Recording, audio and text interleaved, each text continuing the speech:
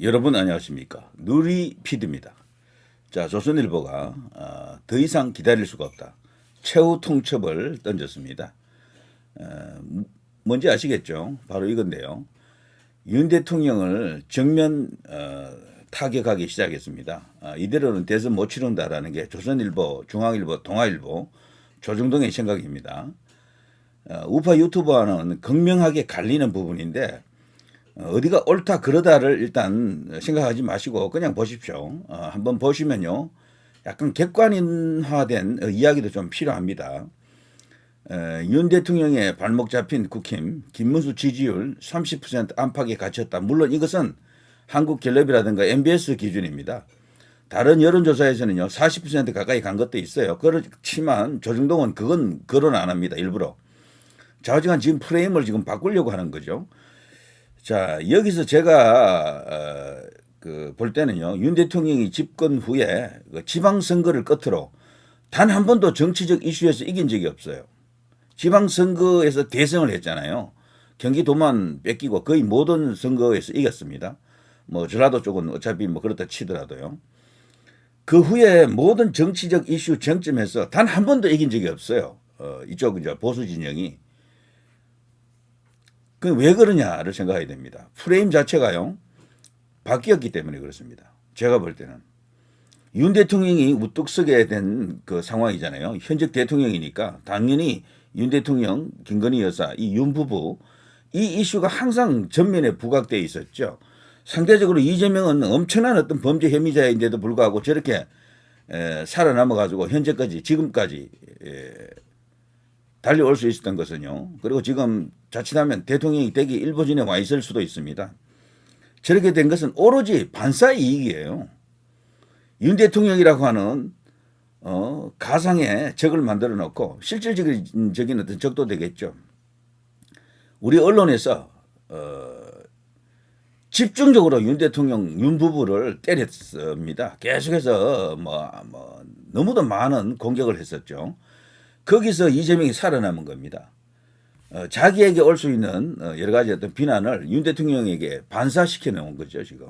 그것을 프레임으로 보게 되면 윤 부부 대 이재명 부부 이제 프레임인데 우리 국민은 지금 보시다시피요, 이 여론조사가 뭐 조작이다 아니다 이런 이야기를 일단 놔두고 이재명의 손을 들어줬다라고 보는 겁니다. 윤석열 대통령은 그 지방선거 때까지만 밀어준 겁니다. 그때까지만 이기게 해주고 그 후로는 전부 반대 진영으로 이 패가 넘어갔다. 힘이 쏠려버렸다. 이 프레임이에요. 그래서 계속해서 그 후에 뭐 모든 정치적 이슈에서 다 졌습니다. 한 번도 이긴 적이 없어요. 제가 볼 때는. 그게 지금까지 이제 연장이 되고 있다라고 보고 이걸 이제 이해를 해야 됩니다. 자, 조선일보가 왜 이런 기사를 노골적으로 이렇게 올리고 있을까? 지금까지 조선일보가 은근히 윤 대통령에 대해서 비판적인 그런 기조는 갖고 있었지만 노골적으로 하지는 않았거든요. 동아중앙은 진짜 노골적으로 윤 대통령을 때렸고 조선은 그래도 약간 기다려주는 스탠스였었거든요. 더 이상 이제 참지 않겠다. 최후 통첩입니다. 이게 일종의. 자, 안 뭉치는 보수층, 못 올라가는 지지율. 한 자릿수 지지율에 갇힌 이준석, 국민의힘 지지층 흡수의 한계. 이준석으로도 안 된다라는 걸 조선일보가 이제 말하는 겁니다. 결국 김문수로 가야 된다라는 이야기예요. 그러면서 김문수가 승리하자면은 뭐 100% 승리한다라는 의미는 아니고 그나마도 승리 확률을 조금이라도 높이려고 하면은 조선일보 기준에는 윤 대통령이 발목을 잡고 있다. 윤 대통령이 억제기다. 이제 이런 말입니다. 김문수 지지율이 더 이상 올라가지 못하는 억제기로서 윤 대통령이 지금 기능하고 있다. 저는 이 말이 반은 맞고 반은 틀리다고 보는데요. 만일에 이제 진짜 윤 대통령이 정리가 되면은 해결이 되면은 MBS라든가 한국갤럽에서 그걸 반영합니다. 지지율이 최소한 5%에서 한 7% 정도 올려줄 겁니다. 김문수 후보에게. 자, 김문수, 김용태, 윤 탈당 권고 질문에 침묵. 유세 직후 언론 질문에 답변 없이 장소 떠나 김문수 후보가 가장 곤혹스러워하는 부분이 바로 윤 대통령과의 관계 이 부분입니다. 저는 이 김문수 후보의 속을 알 수가 있어요. 말을 안 하거든요. 물어도 대답이 없어요. 이 부분에서는. 다른 것은 다 조목조목 이렇게 이야기를 하고 설명을 하고 답변을 하는데 윤 대통령에 대한 이야기는 안 들은 척합니다. 이거는 김문수 후보의 속이 드러난 상황이죠. 윤 대통령이 당에 계셔야 된다. 당적에 대한 논란은 절대로 허용하면 안 된다. 이런 입장이라면 분명히 말을 했을 거예요. 근데 말을 안 한다라는 것은 상당히 지금 위기다라는 걸 느끼는 거죠. 김문수 후보도. 이대로는 안 되겠다라고 느끼지만 차마 윤 대통령에 대한 언급을 직접적으로 못하는 인격이죠. 왜냐하면 본인이 야인으로 있다가 경산의 위원장이 되고 고용노동부 장관이 되는 과정에서 이제 대선 주자로까지 도약을 했는데 어떻게 보면 윤 대통령에 대해서 그렇게 할 수 없는 입장일 수도 있죠. 그래서 그 공을 현재는 김용태 비대위원장이 지금 갖고 있습니다. 자, 이 한동훈계에서는 정말 뭐 완전 여기에다가 올인하고 있죠. 한지야, 윤 대통령 탈당 아닌 출당이 필요하다. 김문수 결단이 중요하다. 이 이야기는 무슨 이야기인가 하면요. 윤 대통령이 알아서 탈당하는 것은 별 의미가 없다. 정치적 효과가 없다라는 겁니다. 김문수가 현재에서 그대로 있거나 올라도 조금 올라간다는 거죠. 뭐 1, 2% 이런 식으로. 김문수 후보가 출당을 시켜야지 과감히 잘라버려야지 지지율이 많이 올라간다 이런 이야기입니다. 네, 물론 이들의 주장이죠. 자, 김용태 윤 대통령 탈당 필요 당 의지 명확하다. 더 이상 논쟁의 대상이 아니다. 자, 일각에서는요 더 이상 거론하지 않는다라는 뉴스도 나왔지만 그건 아니고 지금 모종의 조치를 지금 취하고 있는 것 같습니다. 조만간 윤 대통령을 출당시킬 것 같아요. 지금 국민의힘 내부를 보면은. 근데 출당 방식이 홍준표 때처럼 그냥 그렇게 난폭하게 출당을 시키는 게 아니고 당헌 당규를 손봐가지고 자연스럽게 당적이 정리되는 식으로 가는 것 같습니다. 여기 보면요. 김용태 윤 탈당 필요하다라는 당의 의지는 명확하다. 더 이상 논쟁거리 아니다. 탄핵의 강은 이미 끝났다. 넘어간 것이다. 그 프레임을 이제 극복해야 된다. 그리고 윤석열 대통령은 자진 탈당 의사가 없다라는 걸 지금 확인했고요. 그래서 김용태가 당헌 당규로 간접 출당을 검토하고 있다.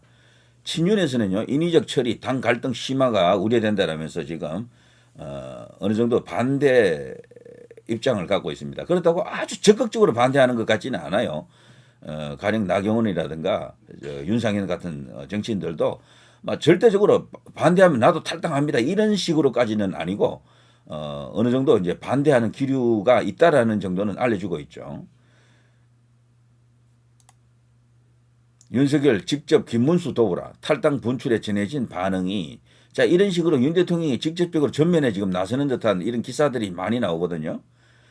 심지어는 보리밥 먹는 사진 또 개를 데리고 또 한강변에서 뭐 한가로운 시간을 보내는 그런 모습도 이렇게 포착이 되고 그랬죠. 그리고 우리 언론에서 그리고 민주당에서 지속적으로 윤 대통령 이슈를 계속해서 부각을 시키고 있죠. 그래서 어떻게 보면요. 윤 대통령이 전면에 지금 등장한 듯한 그런 느낌도 드는 대선입니다. 그래서 김문수 후보로서도 모든 게 윤 대통령과 다 걸려 있어요. 전부 다. 이게 긍정적으로 작용한다 그러면은 뭐 아주 좋은데 과연 그런가라는 것을 국민의힘 내부가 지금 이걸 갖고 지금 몸살을 앓고 있는 것이다 라고 볼 수가 있습니다. 이렇게 공개적으로 지지 선언을 하고 국회의원들에게 전화를 걸거나 뭐 등등 여러 가지 어떤 그런 통로를 통해서 김문수를 도우라 이런 메시지를 보내는 게 과연 도움이 되는가를 놓고 이제 따져보는 사람들이 있는 거죠. 전략가들은 그걸 다 따져봐야 됩니다. 그냥 유튜브 보는 사람들처럼 뭐 덜컥덜컥 뭐 좋습니다 이렇게 하는 수준이 아니에요. 그분들은 일일이 요모조모를 따져본다고요. 자, 김용태 이야기는요. 여기 쭉 보시면요. 방법론이 있습니다. 여기 KBS 라디오, MBC 라디오 등등에 나가서 이야기한 내용을 보게 되면요. 윤 대통령을 당에서 이렇게 당적에서 판다라는 것은 거의 정해져 있는 것 같아요. 근데 그 방식을 탈당을 권고하려 했는데 이제 그것은 아니고 지금 보면 그 방식은 일단 철회했습니다. 그렇게 할 경우에는 정치적 효과도 별로 없고 지지율 올라가는데도 크게 이제 영향을 줄 것 같지 않고 그렇다고 너무 잔인하게 출당 조치를 하는 것도 그렇고 그래서요 이런 식으로 하는 겁니다. 대통령의 탈당 여부와 별개로 헌법재판소에서 현재 8대0으로 어쨌거나 대통령이 이제 아웃되지 않습니까? 그걸 계기로 위헌 판단을 받은 당원에 대해 윤 대통령을 말합니다. 일정 기간 3년 당적을 제한하는 방안을 당헌 당규에 제도화하는 것도 검토할 수 있다.